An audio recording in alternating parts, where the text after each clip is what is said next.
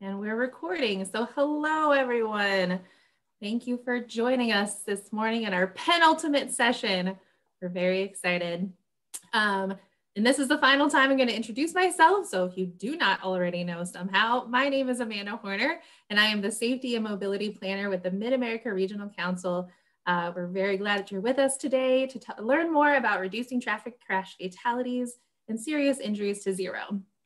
As always, for this session, we encourage you to turn your cameras on so our guests feel like they're interacting with you, even though we're far apart. But please do keep your mics off during the presentation. We do invite you to type any questions in the chat throughout the presentation, and we'll go through them at the end of the two presentations. I do want to take a quick moment to recognize our summit planning partners represented here. Thank you to each of these organizations that helped make this series possible. This presentation is sponsored by WSP, so we thank them for their contribution and dedication to the efforts of Vision Zero. Before we get started, once again, we invite area, city, and county staff to take lessons learned from the Pathways to Vision Zero Summit and put them into action for your community. Mark will be hosting a two-part workshop on December 4th and 8th with subject matter experts designed to help you bring policy and initial plan to make streets safe for everyone. If your jurisdiction is interested, please visit our event page and find the link or click on the link that Alex just shared in the chat. So we are excited to kick off this session titled Back to the Future, Transportation Technologies from Yesterday Afternoon, World's Best Title. So to do that, I want to introduce our speakers. First, we'll have Amanda Grayer. She is the Chief Innovation Officer at Mid-America Regional Council in Kansas City. Her role as CIO, she is responsible for increasing MARC's capacity to advance regional goals and collaborative initiatives through innovation and public policy and operating practices and through the strategic deployment of data and technology. She's been with MARC for more than 12 years, with previous work areas focusing on air quality, workforce transportation, energy policy, and climate strategy. She holds a bachelor's degree in Earth Systems Science and Engineering from the University of Michigan and a master's degree in Public Administration from the University of Kansas.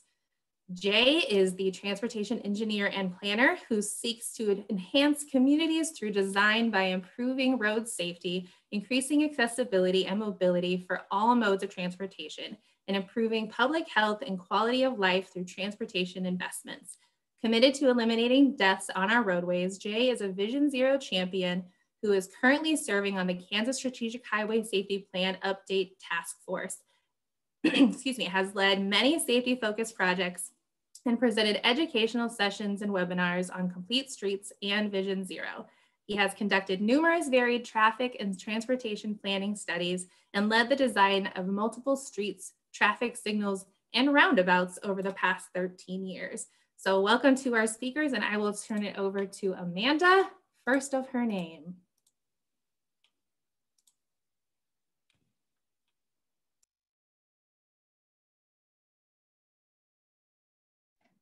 All right, are we good? Can everyone see my slides? Good to go. Fantastic, thank you. Thank you, Amanda and Alex, for inviting me to talk today.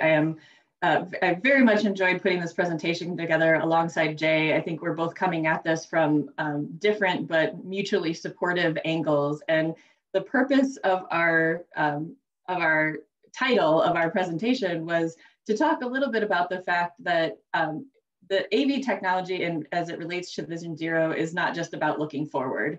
It's about talking about what we already have and how we can use what we already have to make a difference. And so when we were developing, I was the lead staff person on developing MARC's autonomous vehicle policy framework from about 2017, early 2017, we started that work in earnest, and we adopted a formal policy framework at the end of 2018. And since then, we've been working on moving it forward. And as we started developing this policy framework, we were looking at all of the technology trends in transportation. We're looking at increased widespread data and connectivity, advanced vehicle technologies, the adoption of new technology-enabled mobility options, such as ride-hailing and others, developments in technologies that affect freight movement and logistics. Transportation planning is not just about the movement of people, but it's also about the movement of goods. and advances in transportation system management and operations. All of these things are going on at the same time, and they impact one another. And if we don't, at the regional level, look at these technology trends when we're working on our long-range plans, particularly as it relates to technology deployment, we're going to be left behind, and we need to make sure that we're at least acknowledging these technologies as we move forward with our regional transportation planning. So we decided at that point that we needed to start looking again at autonomous and connected vehicles that were rapidly advancing, and it's Jay and I will be again presenting slightly different viewpoints on this, but there's significant opportunities as well as challenges to the personal, commercial, and public transportation networks with automated vehicle technologies. And I put as well as challenges in there to acknowledge that autonomous vehicles are not a panacea to transportation safety, even though you can read a lot of articles that say they are not, but there is the potential for them to have a positive impact on safety. But looking at this from a regional planning level, we also acknowledge that state and federal policies need to support local innovation, improvements to safety in the transportation system, and economic development as it pertains to these autonomous and connected vehicles. And so this is getting into the why of the regional autonomous vehicle policy framework. We also are looking at it from a regional standpoint. We need an integrated and interoperable transportation system for it to be safe. We need opportunities for joint purchasing and contracting, so there's more consistency across. I think you'd be hard pressed to find people in Kansas City or in other regions that live, work, play, go to school, all of those things in the same jurisdiction. And so when and especially in Kansas City, when there's a big state line right in the middle, it's important that we make that experience for people as consistent as possible, not just from a user experience, but also from a business, from a commercial, from a how is the system truly used standpoint. The more consistent we can make it at a regional basis, the safer it will be for everybody. There aren't conflicting rules and guidelines on how the system is used. And then looking at that data sharing for that more regional decision making. If you think about how many jurisdictions you cross through, if you stay on I-35 from Liberty to Olathe, how many jurisdictional boundaries are you crossing during that drive alone? So we're looking at this cohesive and collaborative approach to send a unified message to state and federal delegations as they make more decisions around not only autonomous vehicles, but transportation funding and technology as a whole, and also developing informed content for other plans and programs, such as Destination Safe, such as the bicycle and pedestrian work, such as the system TSMO work, making sure that we are informing all of our other plans with the work that focuses at this point on autonomous and connected vehicles. So we had 7 policy focus areas in our autonomous vehicle policy framework. We looked at travel demand management and system performance. We looked at infrastructure planning and investment, land use and environment, data management, equitable access and mobility services, workforce and economic opportunity, and certification, liability, and insurance. And as you can see from all these different areas, these are all as it relates again to autonomous and connected vehicles, but this could just as easily be a transportation plan, right? A general transportation plan. All of these things impact other areas of planning outside of transportation technology as well. And so I'm going to talk about just 3 of those areas that are the most relevant to the Vision Zero concept and some of the discussion points that we had within those areas. And so some of the concerns specific to infrastructure planning and investment, we had a working group for each of those areas that had subject matter experts in each of those areas and was led by someone who was focused on that area in particular. And so some of the main discussion points that we talked about in our infrastructure planning and investment group was lost existing revenue streams. We know things like fuel taxes are likely to decrease, the impacts on parking and land use and how we can better utilize existing infrastructure. This plan was not setting out to rebuild the transportation system to accommodate autonomous and connected vehicles. It set out to look at what we already have and how we can reuse or reshape what we already have to accommodate not just autonomous and connected vehicles, but different use types, such as ride sharing, ride hailing, shared use mobility, all of these other things. We looked at how to maximize that system capacity as well. If we have more autonomous and connected vehicles specific to a highway system, can we put more vehicles and actually maximize the system capacity on the highway and not have to take more land and add another lane to increase capacity? We also had concerns about state or federal preemption of local planning and pilot projects or unfunded required work when it starts coming to autonomous and connected vehicles, and the potential for large safety improvements if implemented thoughtfully. And that's the key on a couple of these slides, is if implemented thoughtfully. It's not just about being the first to an autonomous shuttle or the first to a fully autonomous bus line or things like that. It's about thoughtful implementation of technology when it makes sense. Our land use and environment group talked a lot about how autonomous vehicles can impact existing goals related to creating quality places, center and corridor planning, density, mixed use development. Like I said, a lot of these bullet points could just as easily be in an overall transportation plan or an area plan and not just specific to autonomous vehicles. But we wanted to make sure when we were talking about the regional framework that we were really addressing planning and not just autonomous vehicle planning, that we were looking at this as part of a whole system and trying to elevate our understanding and implementation as part of the entire transportation system, and instead of just on an island. We looked at shared versus individual ownership of vehicles, the fleet model that is expected with autonomous vehicles. We looked at reclamation of land from the transportation back to green space or other green infrastructure improvements. What improvements can we make that not only reduce the overall environmental impact of the transportation system, but also better accommodate the shared use and the pickup and drop off, and just the overall reduction in impact to the natural environment around that built environment. We looked at changes to the operations of the existing infrastructure, things like pickup and drop off areas. They not only benefit autonomous vehicles because there's a place that they are programmed to go, they know where to go. It also benefits Uber and Lyft. It also benefits transit. It also benefits paratransit, having these designated areas with safe travel from a pickup and drop off zone to wherever the destination is, rather than having them be far away in a parking lot or somewhere that is actually less safe to travel from the vehicle to the final destination. We looked at the interaction of autonomous vehicles with the public transit system.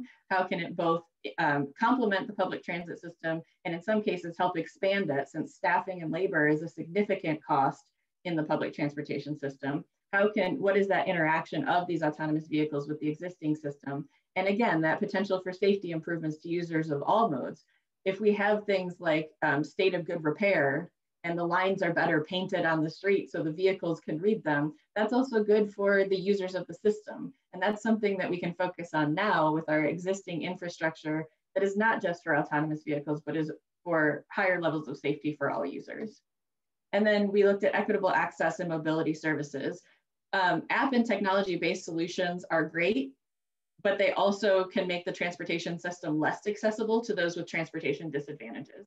And so again, making sure that we're not implementing technology for the sake of it, and that we're increasing both access and safety for everyone, and not just for people who have a smartphone and with an app and a credit card and can take advantage of the system as it's built now without any kind of issue.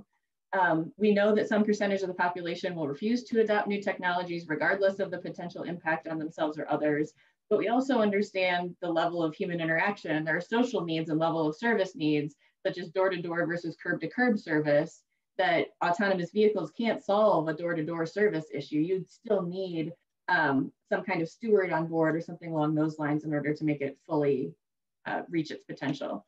It does have the potential to move users to more appropriate levels of service, so you can increase access for those with greater level of service needs. For example, if you have someone on door-to-door service that really just needs curb-to-curb, perhaps you can focus those door-to-door services for where the greatest need is and get people on that appropriate level of service. But autonomous vehicles do also have the potential to provide higher levels of mobility to transportation disadvantaged populations. Again, I put this bullet point on every slide because it truly was discussed in every group, if implemented thoughtfully and equitably. That has to be part of the conversation in any of these areas with autonomous and connected vehicles. So the overarching themes that came out of all 7 of the working groups focused a lot on the need for regional stakeholder education. Workforce, general public, elected bodies, lots of different audiences and a lot of different messages, but needing to reach everyone with that message. We talked a lot about the need for land use policies, and this is where the Vision Zero piece really starts coming in. A lot of the overarching themes and recommendations that came out of this plan that was ostensibly for autonomous and connected vehicles really in the near term improve the safety and improve the utilization of the transportation system for all users. We're talking about how parking is set up. We're talking about how curb sharing is done with an emphasis on state of good repair for all users, not just for autonomous and connected vehicles. And that's what's going to make the integration of autonomous vehicles into the transportation system. It's going to be rocky anyway, but during that transition period, but focusing on things like state of good repair for all users can start smoothing out some of that. The pricing strategies when it comes to operational, parking, registration, vehicle use, there are opportunities for shared revenue or return on investment, but also how we address those lost revenue sources from things like parking fees and registration fees. And then the last two, the regional and multi-jurisdictional data sharing. I mean, this is huge on so many levels, and not just when it comes to technology implementation, but having transparent data sharing agreements or MOUs across jurisdictions allows for there to be better identification of problems in the system, better focus on safety in the entire system to make that a more cohesive and whole environment for people to use on a regional basis. And again, this came up in every working group, was that equitable access to services and the transportation system. And as we're considering that overall increased mobility for all users, safety and Vision Zero is such a key part of that conversation, because you can't increase mobility if the system is inherently unsafe. It just doesn't work that way. And so this is my transition into Jay's presentation, and we will be happy to take any questions at the end, but this is just an overview of how we're addressing transportation technologies, but acknowledging that it's yesterday afternoon's thinking that is going to get us the farthest on Vision Zero in the near term. Okay. All right. Let me share this screen here. Okay. Yeah, so yesterday's technology, thinking about this differently. My presentation is a similar but a little different spin. What Amanda presented here. And you can see here, I have Back to the Future 2.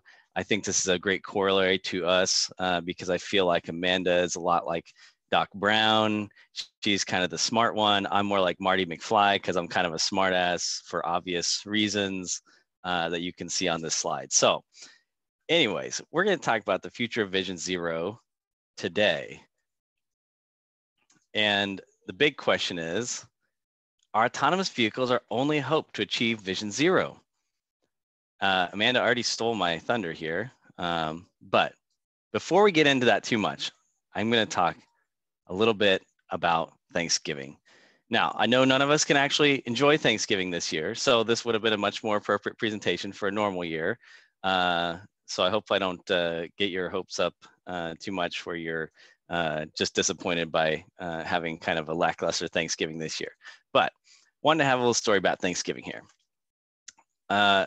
Imagine this, a young couple just gets married, moves into their home, and they have this idea that, you know what, one of these days we want to host Thanksgiving for our family. You know, we want to turn this guy into this guy on our table. You know, that's what adults do. We bought a house, we own this house now, and we're going to host Thanksgiving. But they have a problem. They move into their house, and what do they find in their kitchen and dining room? But, oh, no, I'm sorry, this must have been from my, this was from my Halloween Vision Zero presentation. No, it wasn't that bad. They moved in their house and they found this. All right, old stove, kind of half works, tiny dining room table. And they're thinking, how can we host Thanksgiving with this stove, this oven that doesn't work, and this tiny dining room table? So they're thinking, this is what we need. We need the gas-powered Viking range, full stove. We can cook a giant turkey on that thing and a huge, long dining room table. This is what we're going to need to host Thanksgiving. Two key elements: cook the turkey, serve the people. So they have two needs here. They need to be able to cook the food for Thanksgiving dinner. It would also be, you know, pretty useful if they could actually cook food for themselves today, so they wouldn't have to eat so much carry out. And they need to be able to seat these 20 people for Thanksgiving and get the whole family there sometime in the future. We don't know when, but some unspecified time. So need number one, we need to be able to cook food for Thanksgiving dinner in the future and in today. This is an immediate known need that they need to satisfy today, cooking food, and it's a future unknown need, some point in the future, some unspecified time. They don't even know if they're actually going to be hosting Thanksgiving, but it's an aspirational goal. Need number two, seat a whole bunch of people. Well, they have just the two of them. They don't actually need to seat more than 2 people today. So buying a big giant table doesn't actually serve any purpose today, but it is a future need, some unspecified time, and potentially going to happen. So recap: stove solves an immediate known need, future unknown need. Table solves a future unknown need, solves no need today. Now, why am I talking about this? You're probably wondering at this point, what has this guy gone off his rockers? I thought this was a Vision Zero presentation. But if you think about this, think about which one of these should they purchase. And at this point, if this was a normal year, I'd have someone shout out from the crowd which one they thought was more valuable to this young couple today. So instead, I'm just going to call him Brian Geiger and make him answer because he's on video. Brian, putting you on the spot, which one would you recommend they buy? Let's go with the oven. Oven. Okay, there we go. I like it. So this isn't really a story about Thanksgiving, is it? Right? The oven is a corollary to safety improvements today. And the table is more akin to autonomous and connected vehicles. Safety improvements today solve a known immediate need where we need to eliminate the deaths and serious injuries on our roadways. But also they solve a future unspecified time frame need that they make it easier for autonomous vehicles to operate on the road. As Amanda pointed out, things like pavement marking, standard of care, they make it easier for autonomous vehicles in the future and make it safer for autonomous vehicles in the future. Planning for and especially investing in infrastructure for autonomous vehicles today at the local agency level does not solve an immediate need right now. We don't have a huge fleet of autonomous and connected vehicles on the road, but just like the table, it's something that we're going to need at some point in the future. So thinking about these things is important.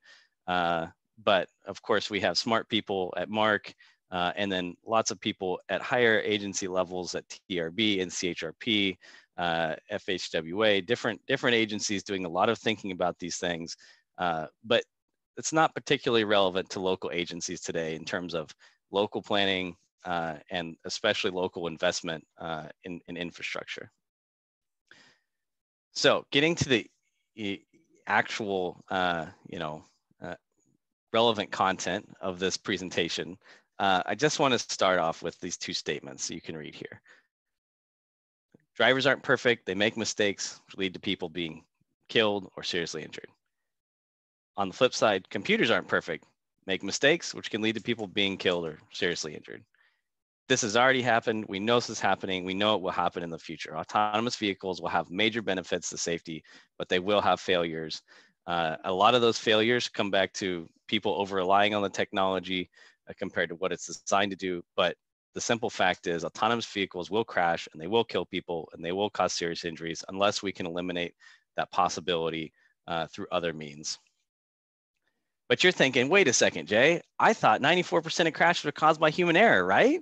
Well, that's true, but it's also not true. It's a pretty commonly cited stat, and it comes from a NHTSA report. And the report cites that 94% of crashes are caused by human error, but that critical reason is the last failure in a causal chain of events leading up to a crash. So what does that mean?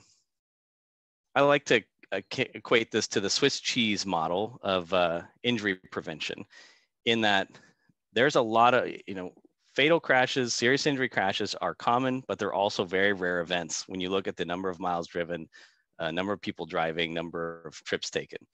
There's a lot of events that need to occur simultaneously, a chain of events to lead to a fatal crash. And every crash happens because of a chain of events. And oftentimes that human error is that very last element, that very last piece of Swiss cheese in that chain of events.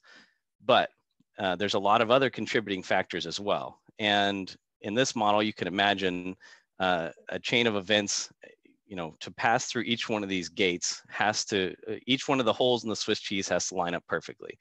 Now, if you change any one of those pieces of Swiss cheese, if you take it out, if you put a solid piece of cheddar in there, you're going to stop that chain of events and you're going to prevent that fatal crash, regardless of whether or not the human makes an error. So when we talk about human error being the cause of 94% of crashes or fatal crashes, it's really that's the last event. But there's a lot of other responsibility in there, whether it's from the system designer perspective, the vehicle manufacturer perspective. The 94% stat is not actually meant to assign blame to drivers. It's actually just a basic study saying what was the last event in the causal chain. So we need to think about how do we break that chain of event. A good example of this with autonomous vehicles, and you say, well, 94% of crashes are happening because of human error. Well, that may or may not be true, but physics still apply to autonomous vehicles. You look at this example of a vehicle hitting a pedestrian. Well, we have the perception reaction time on the left, the thinking time, and then we have the braking distance time on the right. An autonomous vehicle can all but eliminate this perception reaction time, but there's still braking time. So if you look at this, a human driver, 20 miles per hour, doesn't hit the pedestrian and kill them. 30 miles per hour, they hit the pedestrian and kill them. 40 miles per hour, they hit the pedestrian and kill them. If this is an autonomous vehicle at 20 miles an hour, the autonomous vehicle wouldn't hit the pedestrian and kill them. At 30 miles an hour, probably the autonomous vehicle wouldn't hit the pedestrian and kill them, but at 40 miles per hour, they would still hit that pedestrian and kill them, because simple physics apply. And so things like reducing the speed of vehicles, autonomous vehicles, is just as important with autonomous vehicles as it is with human drivers. So that's why we need Vision Zero. That's why we need the safe system approach, because safe roads for autonomous vehicles, I should say safe roads for human drivers are safe roads for autonomous vehicles. So the basics apply in both cases. We want to lower the crash impact energy. It's the energy that kills people. The amount of force transferred into a human body is what kills people. So we want to lower that impact energy. Primarily, that means slowing cars down. We also want to strengthen all parts of the system. This gets back to that Swiss cheese model. If one part of the system fails, there's other parts that'll protect someone, either avoiding a crash or surviving a crash. So we can't just simply rely on autonomous vehicles to do this, but they are certainly a part of the system. They're certainly a part of the system that's going to have major safety benefits. But we need to strengthen all parts of the system, because when that autonomous vehicle fails, as we've seen, and as they will fail in the future, we need to have other safeguards in place if we're going to truly eliminate fatal and serious injury crashes on our roads. And then we got to focus on avoiding crashes and surviving crashes. We've done a great job of mitigating how to survive a crash inside a vehicle. The automotive industry has made great strides of safety. None of that applies to people outside of vehicles.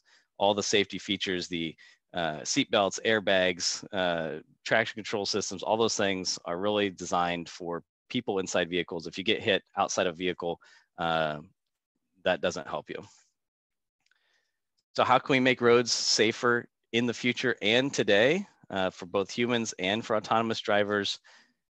We got to stick to the fundamentals, reduce the conflict points, especially reducing conflict points between vulnerable users, those pedestrians and cyclists, and motor vehicles. We need to reduce speed, reduce that energy. Again, reduce the angle of impact, also reduces the energy in a crash. And probably most importantly, we need to use data.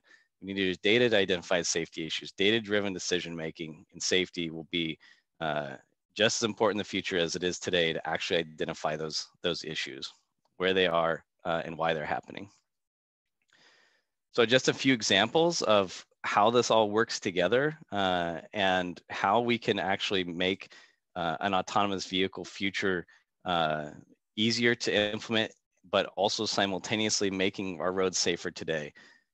There's a lot of different things. There's just a few examples. Traffic signals, if we can get communications to traffic signals, if we can upgrade the bandwidth to them, that obviously helps with roadside units, with connected vehicles in the future. It also helps us to monitor and modify signal timing. Signal timing can dramatically improve safety at traffic signals, but also aids that future adoption. Even better than traffic signals, let's just build roundabouts instead. They're simpler than traffic signals. That means they're simple for human drivers. That also means they're really simple for autonomous vehicles. And the same concepts about reducing energy, they reduce the speed, they reduce the impact angle. They're going to be safer for today and the future. Pavement markings, signs, things that Amanda mentioned, autonomous vehicles, unless we have every road in the country mapped with ultra high quality LiDAR, autonomous vehicles are going to rely heavily on pavement marking and signing to navigate roadways. Again, it makes roads much safer for human drivers today. And bicycle and pedestrian infrastructure. There's been very high profile cases where autonomous vehicles have hit and killed pedestrians. It's a major issue. Well, if we can separate cyclists and pedestrians from the traffic stream, it makes it more comfortable, safer for cyclists, safer for pedestrians, and makes it simpler for vehicles to navigate, and providing those frequent high visibility crossings in strategic locations. Don't expect pedestrians to walk, 500, 1,000 feet out of their way to go to a crossing where they need to cross a 40-foot wide street. Put those in places where people are crossing. If we can get pedestrians crossing at locations because we provided the proper crossing amenities at those locations they're crossing, we can keep them in those crossings. Autonomous vehicles have a much better chance, and human drivers, of recognizing pedestrian in a high visibility crosswalk than just crossing the street mid-block. So can we achieve Vision Zero without autonomous vehicles? Absolutely. This chart shows a few sample countries here, including the United States, where it's very interesting to see that in the late 70s, early 80s, we all had very, very similar crash rates per 100,000 people. Now, these other countries have wholeheartedly adopted Vision Zero, and you'll even notice New Zealand was a little bit later adopter than some of the other countries here, and they have reduced their crash rate dramatically compared to the United States. Now, it's not to say what we've been doing hasn't worked. We have reduced our crash rate. We've cut it in half, but these other countries have reduced it by 80, 90%. So we can achieve Vision Zero without autonomous vehicles. Another good example, some high profile news this year, the city of Oslo in Norway nearly effectively achieved Vision Zero this year. They had zero, and this is a city with 600,000 people. They had zero pedestrian and cyclist fatalities. They did have one fatality, which was somebody, I think, had a medical condition, a heart attack or something, and drove into a fence. So there's our human error. We can't necessarily solve every single issue. We can't get absolute zero, but we can be pretty darn close. And this is all without any help from autonomous vehicles. So we can achieve Vision Zero without autonomous vehicles. But that's not to say, will autonomous vehicles help us achieve Vision Zero? Absolutely. Autonomous vehicles will have major safety benefits. And there's certainly a bright spot to look forward to in the future. So it's important for us to be thinking about the implications of connected vehicles, autonomous vehicles. As I mentioned, obviously seen from Amanda's work, from Mark's work, from other work, there is a lot of thinking going on here. But when you think about how we're going to achieve Vision Zero, it's much more important today at the local agency level to plan for and invest in ways to reduce those fatal and serious injuries, crashes on our roads today. But as it follows on that if we can do that today, we can make it a lot safer for connected vehicles in the future, and we can make it safer for them. So I just want to put this last slide in here as a reminder to all of us, what are we doing here? Why are we even talking about Vision Zero? It's just staggering to me. 500,000 people in the United States have been killed over the past 15 years, 25 million people injured. That's nearly $10 trillion in cost to society. And that's just the United States. You look worldwide, there's more than 1 million people dying every single year. So if we can focus on safety on Vision Zero today, and making the roads safer for users today, we can also make it safer for autonomous drivers in the future, and actually aid in that adoption of those vehicles.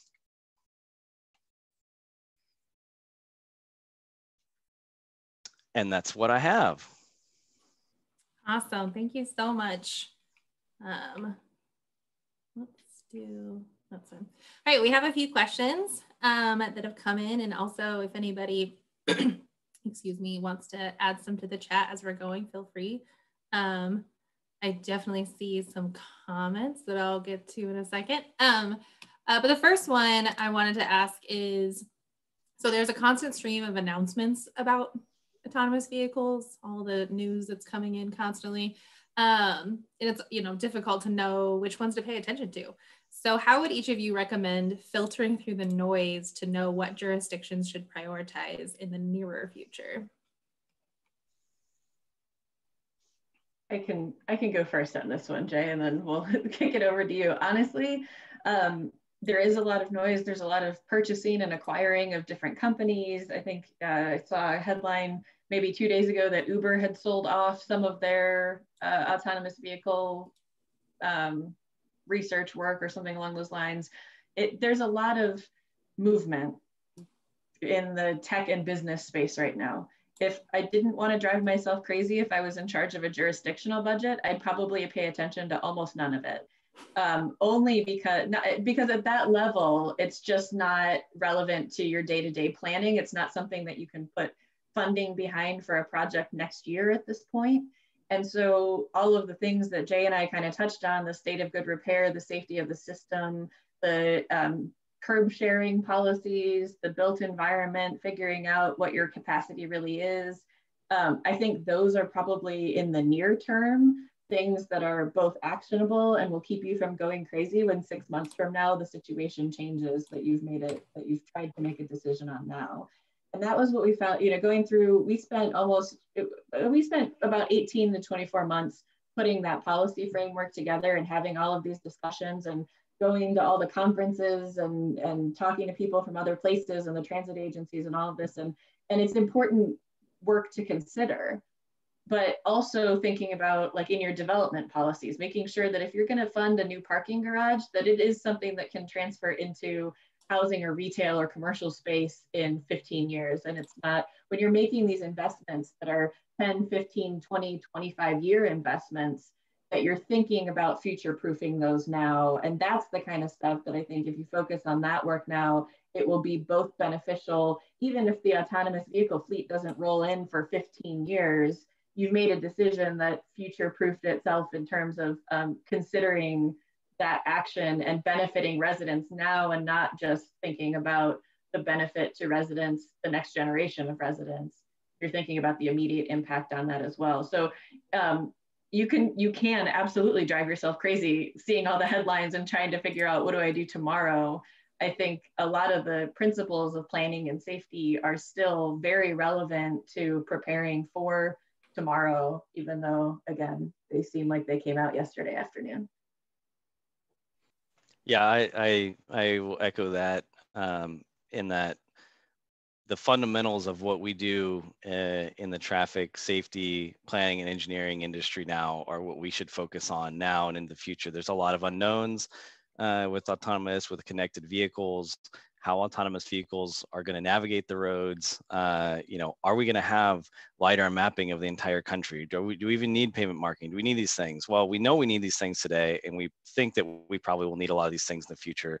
So focus on what we need today. As this develops, we can think about, are there things that need to change? But those fundamentals, providing a safe environment, and then, on the technology side, the ITS side, we all know that bandwidth is going to be a huge issue.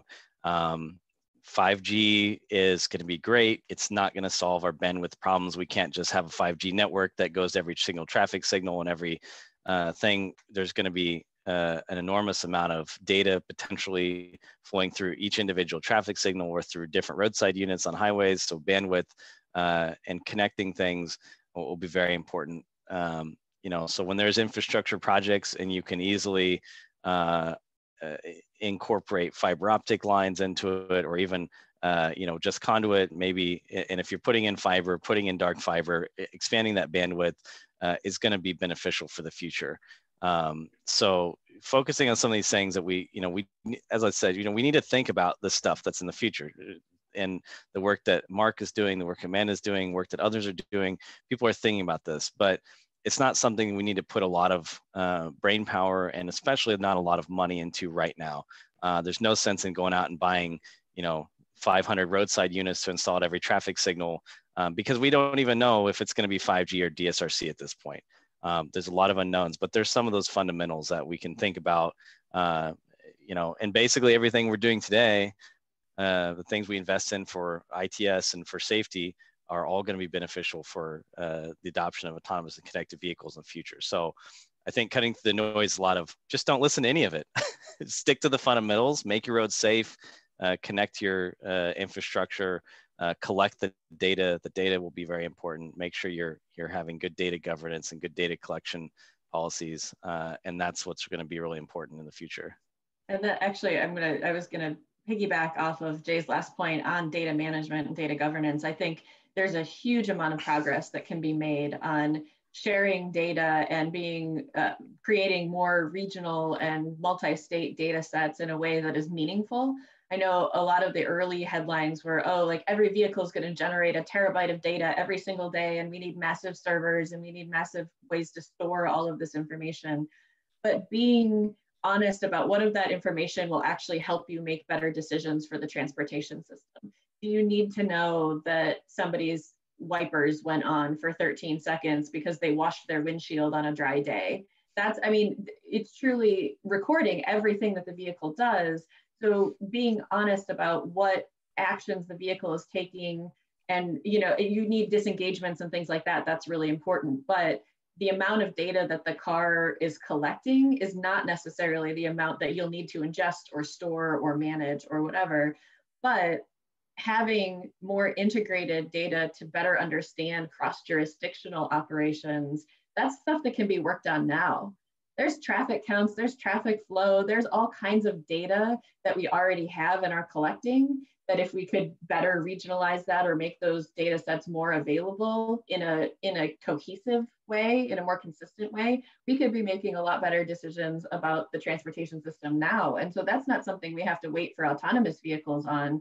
We can use those to improve the safety and access to the system tomorrow if we coordinate and manage. In a lot of cases, local governments, and not just in transportation, view IT as on the cost side and not on the benefit side of the balance sheet, looking at IT investment as this return on, you're getting something out of investing in IT. It's not just the cost to keep your email servers and your website running. And I know that's not as much an issue in transportation as perhaps in some other areas of local government, but there's information that the health department is collecting that is valuable for transportation. There's information in the transportation realm that is valuable for any kind of social service model or workforce or economic development. And all of that interaction and that data sharing and data management, the more we can move towards looking at the whole picture of things through data sharing and data management, will move this whole conversation forward.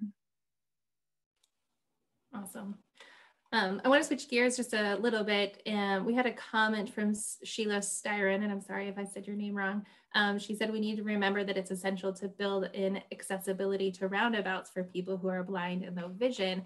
And it also made me think about the general questions that need to be asked to ensure equity within the systems. Can you guys talk a little bit about what kind of questions cities and various jurisdictions need to be asking for examples such as this one? Jay, I think this one's squarely in your court. Well, this wasn't technically a presentation about roundabouts, but I had to put them in there, and its roundabouts are near and dear to my heart. I'm happy to talk ad nauseum about them. And that's certainly a great point, Sheila. That's a major concern because we know it's more difficult for visually impaired people to navigate roundabouts. A lot of times, visually impaired people utilize the sounds of traffic to orient themselves at a traffic signal. It's much more uniform flow. Cars go in one direction, cars go in the other direction. It's much easier to navigate that and orient yourself. Whereas in a roundabout, you have cars going in circles. As you hear them, they're coming and going from different directions. It's very difficult to actually identify where streets are, where cars are going, and also the nature of a roundabout and having to walk around the circle and cross the legs can be disorienting rather than going in a grid pattern. And so that issue of visually impaired people is really important. We obviously have the Americans with Disabilities Act regulations. The PROAG has specific regulations for roundabouts and how you can design them for visually, make it easier for visually impaired people, especially with the multi-leg roundabout or multi-lane entry legs being signalized and other accommodations like that. But something I would like to point out though is that in the history of building roundabouts in the United States for the last 35 years or so, there has been one recorded pedestrian fatality at a roundabout in the entire country for the last 30 years. So that's a pretty good safety record, I would say, a pretty, almost unbelievable safety record.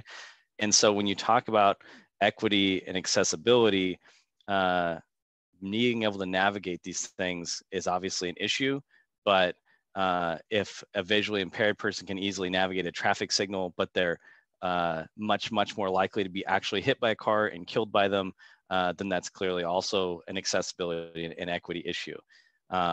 We know that traffic deaths disproportionately affect lower income, higher minority neighborhoods. Traffic safety is absolutely an equity issue.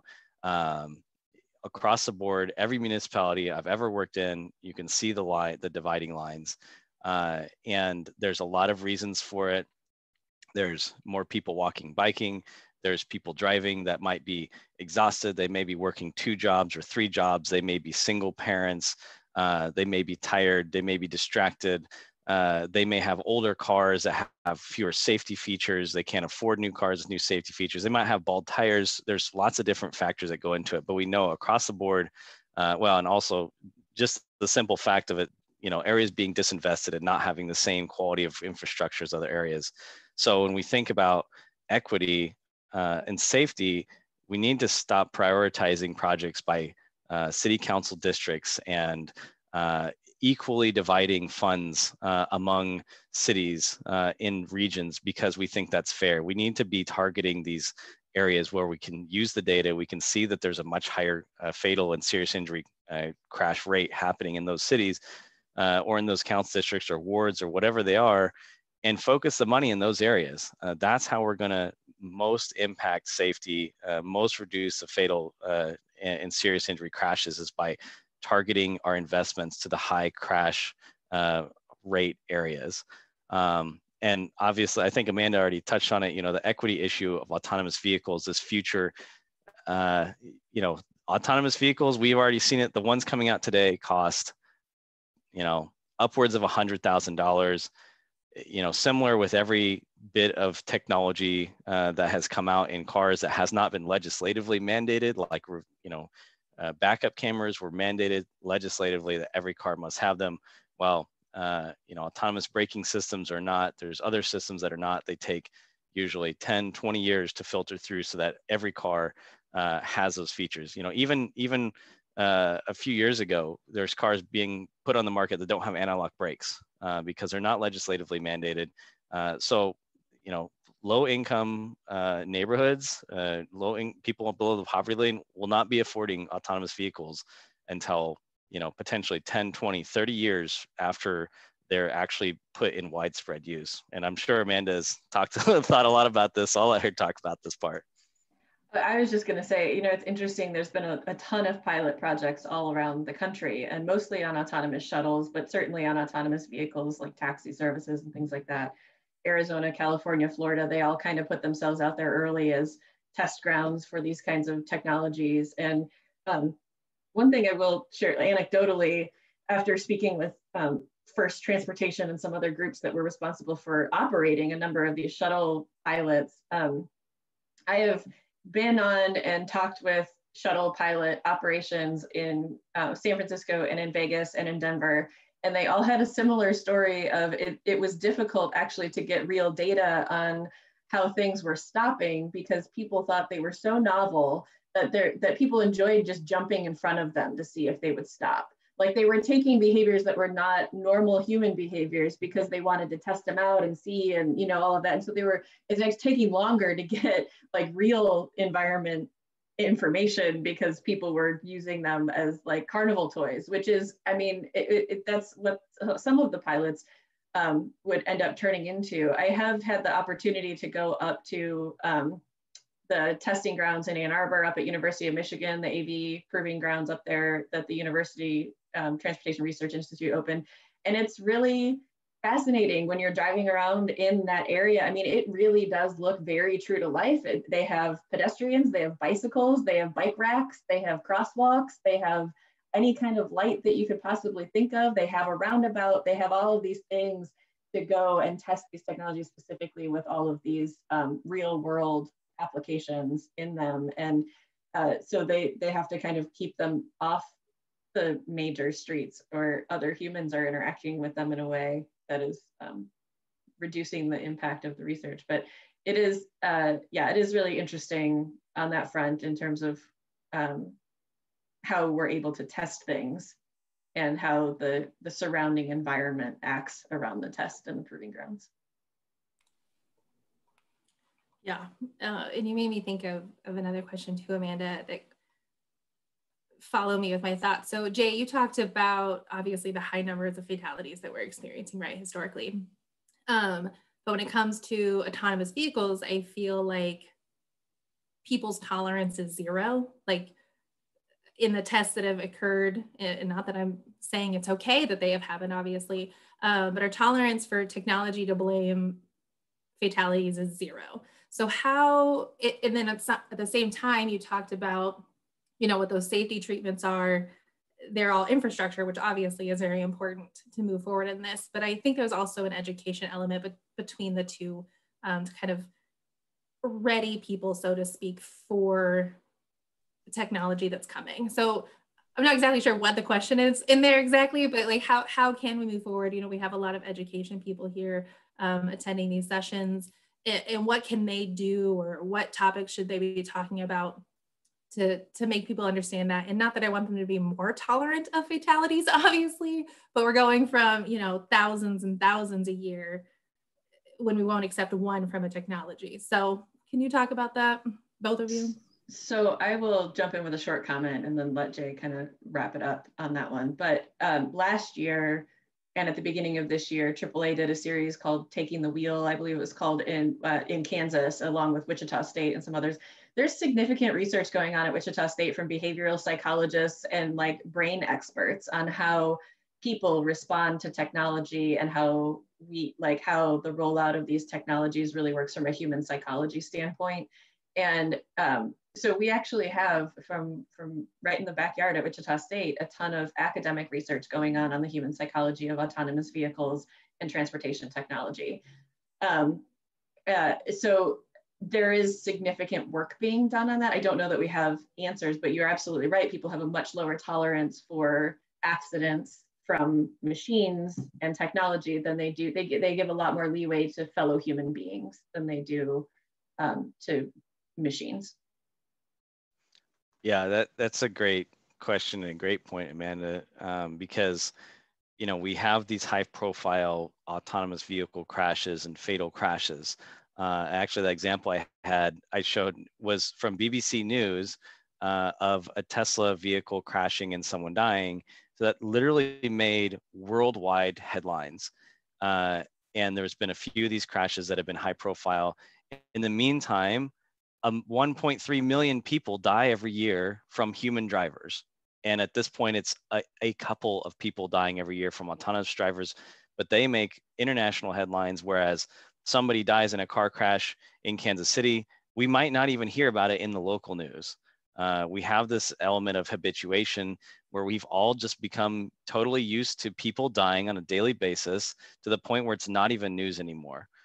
And so this tolerance for, you know, it's absolutely true that we expect so much out of these autonomous vehicles.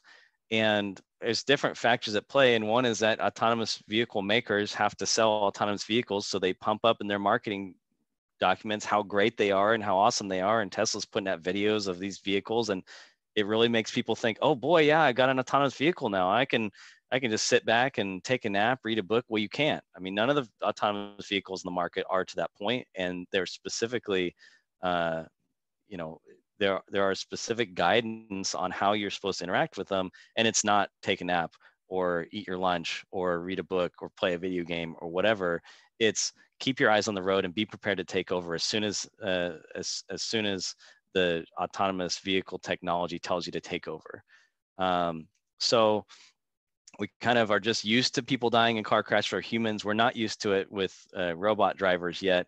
And that message needs to be out there, though, in terms of how to use these vehicles. I don't think the car manufacturers are doing a particularly good job of educating their customers of how this works. Obviously, they're not. There's been people dying in these cars, and a lot of it has to do with the fact that the drivers are not taking over when they're supposed to take over. So at the same time, though, you know, all the hundreds and thousands and tens of thousands, millions of people dying every year, you know, we can focus on education for how to interact with an autonomous vehicle, or we could spend those same constrained dollars on distracted driving, you know, intoxicated driving, seatbelt use, other educational elements that will have a much greater return on investment, because it's still humans that are causing, human drivers and people in cars are causing the vast majority of deaths on our roadways. So I would, again, probably revert back to those fundamentals of, you know, if we want to impact safety with education, the traditional ways we're doing it is probably a lot more effective than making sure people are taking over with their autonomous cars. Not to say that isn't important, but it's maybe not the best use of public funds today. Awesome. I do appreciate, Matt Kleinman, that you shared some resources, and agree that 99% Invisible is a great podcast that people should check out. But he shared one that talked about the trolley problem, and Alex actually sent me a question that was asking about the prioritization of safety. Of course, I think of iRobot for that reference of prioritizing, you know, like say the people in the vehicle versus outside the vehicle and that sort of thing. I do not expect you to have answers on what that technology is doing, but that is a question that people, I think of a lot of the times. Maybe it's the media's fault, movies and whatnot, that we think that way. But do you guys have anything to say about kind of that technology and any direction it's going? Well, the trolley problem is a really interesting thing, and I think that's the same. Correct me if I'm wrong. This is the question of like, you're in a train and you can switch the tracks, and you can either cause the train to crash and kill everyone on it, or you can switch the tracks and cause the train to not crash and kill somebody standing on the tracks. And there's a lot of different ways you can pose it. And it's interesting because we apply this kind of thinking to autonomous vehicles, and we think, well, what's an autonomous vehicle going to do? What are the ethics of it? We never seem to apply this kind of thinking to human drivers.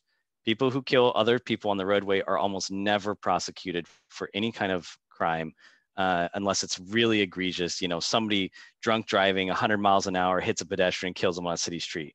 They're likely to be prosecuted for criminal offense. But somebody, you know, texting and driving hits a pedestrian because they weren't paying attention. Well, you know, that was really unfortunate. So we don't apply the same thinking to human drivers, and we should be doing it. And not only to human drivers, but to the system designers and the system installers. You know, every part of the system, we're all responsible. We all fulfill a role in preventing fatal crashes, but we're never held accountable. We just say, well, people dying in cars is just a matter of course. And you know, we don't put our foot down when you know, we get pressured to increase capacity on our roadway, and we spend our limited constrained funds on that versus a safety project. You know, that's a similar kind of ethical conundrum.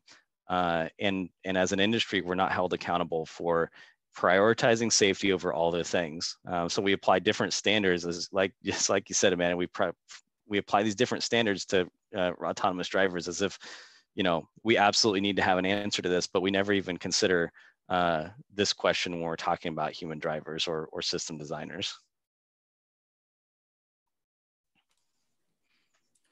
Let me just give a really down note at the end of the presentation here. I know, I'm so sorry.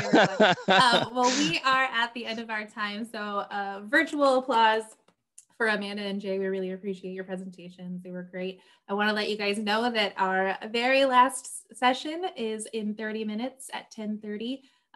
The info will be shared there in the chat to get that link. Here you go. And we hope to see you there. Thank you all so much for joining us today. Thanks, everyone. Thank you all.